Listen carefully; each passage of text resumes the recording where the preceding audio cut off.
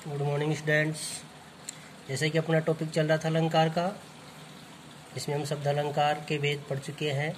इसमें एक और है वक्रोक्ति अलंकार। ऐसे अलंकार के टॉपिक में जो 8 अब मैंने बताए थे आपको, उनमें तो है नहीं, लेकिन व्याख्या के लिहाज से इसको पढ़ना अपने को आवश्यक है। देखिए, वक्रोक्ति अलंकार। वक्रोक्ति शब्द दो शब्दों से मिलकर बना है, वक्र प्लस उक्ति। वक्र का अर्थ होता है टेढ़ा और उक्ति का अर्थ होता है कथन, अर्थात टेढ़ा कथन। मतलब क्या हुआ इसका? जब वक्ता द्वारा कहे गए कथन का श्रोता द्वारा जानबूझकर टेढ़ा अर्थ या दूसरा अर्थ ग्रहण किया जाता है तो वहाँ वक्रोक्ति अलंकार होता है। समझे? जहाँ कथन को हम सुन लेते हैं और कथन का तात्पर्य भी समझ लेते हैं, लेकिन फिर भी श्रोता वहाँ जानबूझकर उसका अन्य अर्थ, टेढ़ा अर्थ ग्रहण करता है, वहाँ वक्रोक्ति अलंकार होता है। समझे? जैसे मैं आपको एक एग्जाम्पल बता रहा हूँ। राधा कहती है, जब श्री कृष्ण उसके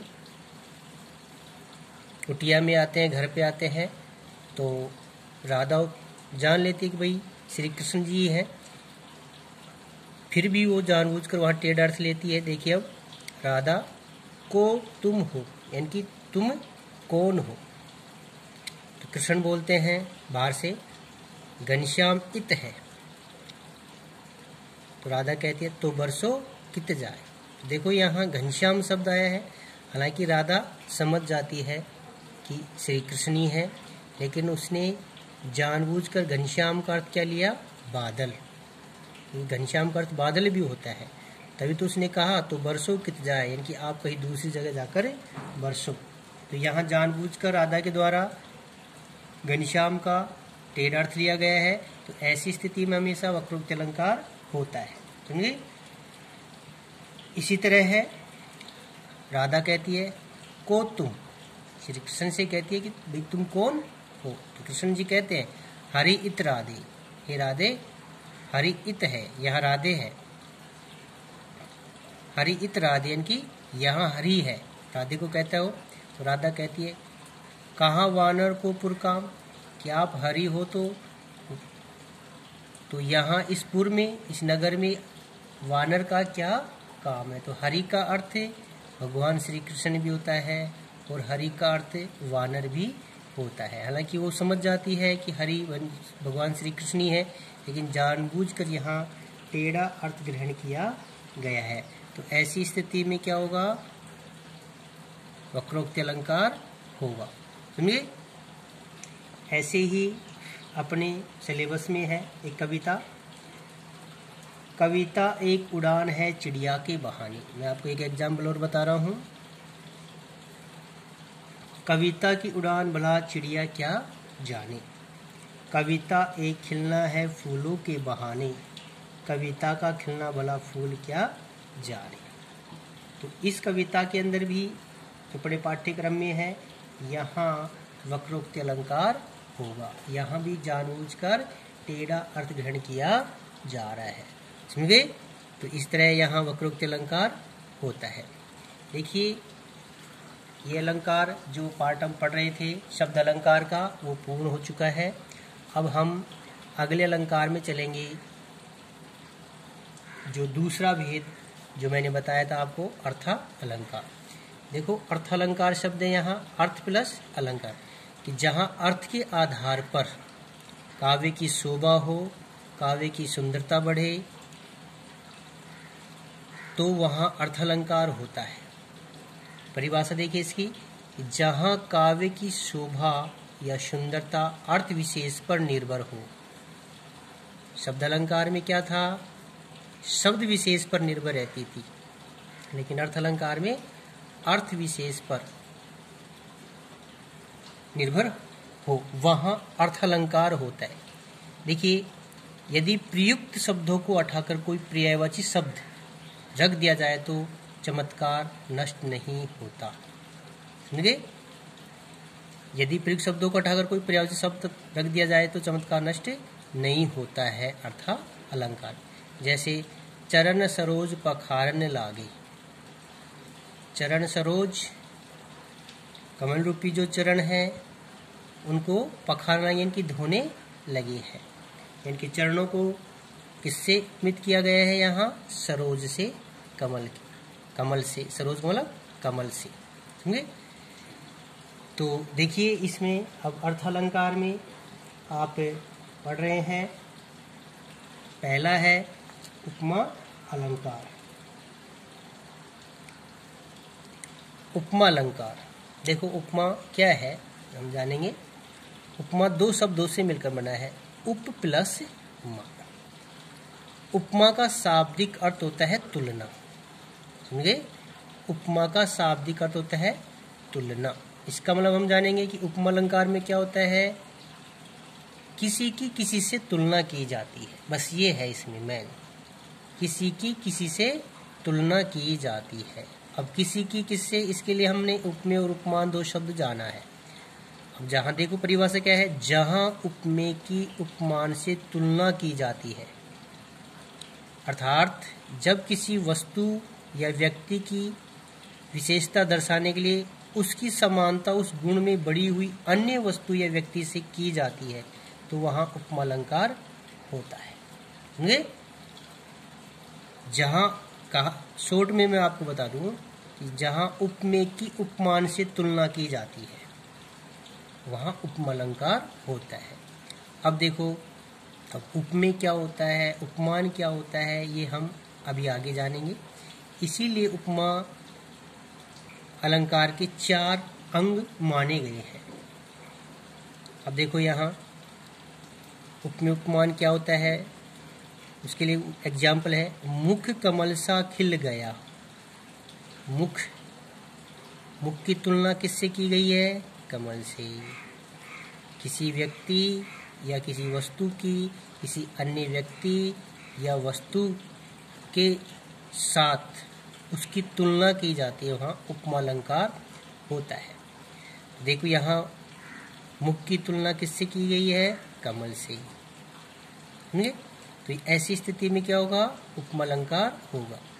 अब देखो उपमा के 4 अंग होते हैं, पहला है उपमेय, दूसरा उपमान, और तीसरा है समान गुणधर्म, और चौथा है वाचक शब्द। अब देखो उपमेय क्या है, उपमेय शब्द क्या है, ये जब हम सीख लेंगे कि भाई उपमेय क्या है, उपमान क्या है, तो हम उपमा अलंकार को बहुत ही आसान तरीके से जान लेंगे। देखिए विद्यार्थियों, उपमेय क्या है, जिसकी तुलना की जाती है, जिसकी, देखो की पे जोड़ देना है यहाँ, जिसकी यानी कि कोई व्यक्ति है या कोई वस्तु है उसकी तुलना की जाए। और ये क्या ये चीज़ें जो होती हैं प्रत्यक्ष होती है। जैसे हम पंखे की तुलना किसी दूसरी चीज़ से करें, या अपने पास पेन है इसकी तुलना किसी दूसरी चीज़ से करें, तो पेन हमारे पास प्रत्यक्ष में है, पंखा हमारी आंखों के सामने प्रत्यक्ष में है, या अन्य कोई वस्तु हमारे पास है और उसकी तुलना हम किसी दूसरी वस्तु से करें, तो दूसरी तो हो सकता है हमारे पास भी हो या दूर हो, तो वो है प्रत्यक्ष हो गई, जो हमारे पास है उसकी वो प्रत्यक्ष हो गई। तो उपमेय हमेशा क्या होता है, प्रत्यक्ष होता है, और उसकी तुलना किसी दूसरी चीज़ से की जाती है तो वहाँ उपमा अलंकार होता है। तो यहाँ देखिए इस पे ध्यान देना, जिसकी तुलना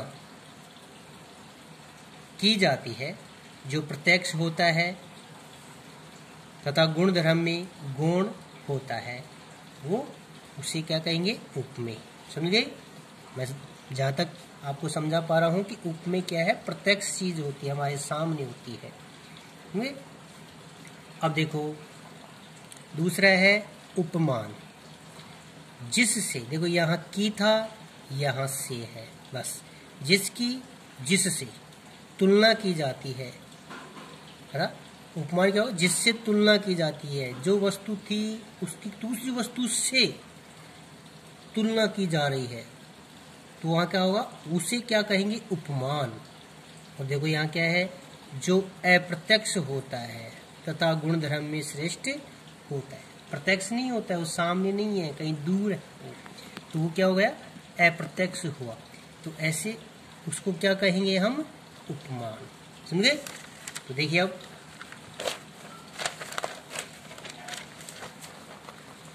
तीसरा जो हम पढ़ रहे थे, समान गुण धर्म, ये उपमा के अंग चल रहे हैं।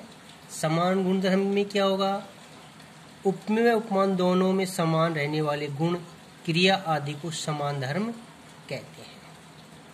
उपमेय और उपमान दोनों में समान हो और क्रिया का भी गुण या क्रिया का आदि हो, उसको क्या कहेंगे हम, समान गुण धर्म कहेंगे। चौथा है वाचक शब्द। देखो वाचक शब्द है, ये इम्पोर्टेंट चीज़ है उपमा अलंकार को पहचान करने की। अगर आपको उपमेय उपमान समझ में नहीं आ रहा है तो वाचक शब्द से भी आप उपमा अलंकार की पहचान कर सकते हैं। कई बार क्या होता है कि एग्जाम में डायरेक्ट अलंकार न पूछकर पाठ्य पुस्तक के जो दोहे हैं उनमें से अलंकार पूछ लेता है कि प्रयुक्त पंक्तियों में कौन सा अलंकार सावधानी स्पष्ट कीजिए। तो ऐसी स्थिति में यदि उपमा अलंकार आपको देता है तो देखिए उपमा अलंकार में क्या होगा, पहचानने के तरीके हैं, ये कहीं न कहीं आपको बीच में मिलेंगे, तो आप जरूर समझ जाएंगे कि यहाँ उपमा अलंकार है। तो वाचक शब्द क्या है, वह शब्द जिसके द्वारा उपमेय उपमान में समानता बताई जाए। उपमेय और उपमान में समानता बताई जाएगी, वो शब्द वाचक शब्द कहलाते हैं। जैसे कहीं न कहीं आपको पंक्तियों, काव्य पंक्तियों में देखने को मिलेगा, सा, सी, सम, समान, सरिस, सदृश, समतुल्य, के समान, जिमी, की तरह आदि, ये शब्द आपको वहाँ देखने को मिलेंगे। तो ये जहाँ भी काव्य पंक्तियों के बीच में लगे हुए हैं तो ऐसी स्थिति में उपमा अलंकार होगा। समझ गए विद्यार्थियों? ये चार चीजें आप पढ़ोगे, जानोगे तो आप उपमा अलंकार को जरूर समझ जाओगे। समझे?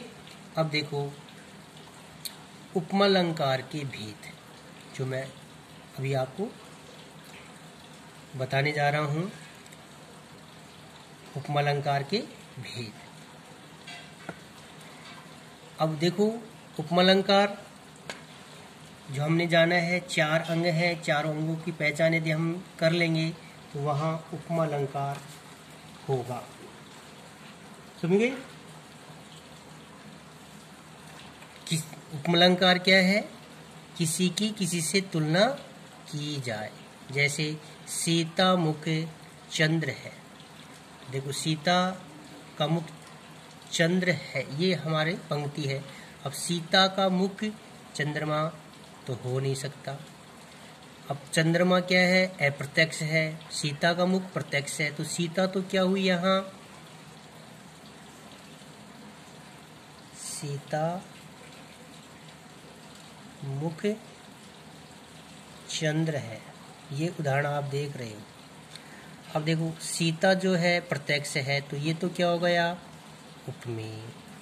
मुख की, उसके मुख की तुलना किससे की जा रही है, चंद्र से, यानी कि चंद्रमा से, तो ये क्या हो गया, उपमान।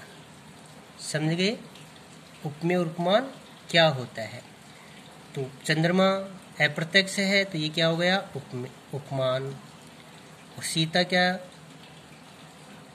प्रत्यक्ष है, उसका चेहरा, तो ये हो गया उपमेय। तो जिससे यानी कि सीता के मुख की तुलना किससे की गई है, चंद्रमा से, तो यहाँ क्या होगा, उपमा अलंकार होगा। ठीक है, धन्यवाद विद्यार्थियों। अगले वीडियो में मैं इस उपमा अलंकार के जो भेद हैं चार, उन भेदों का उल्लेख करूँगा।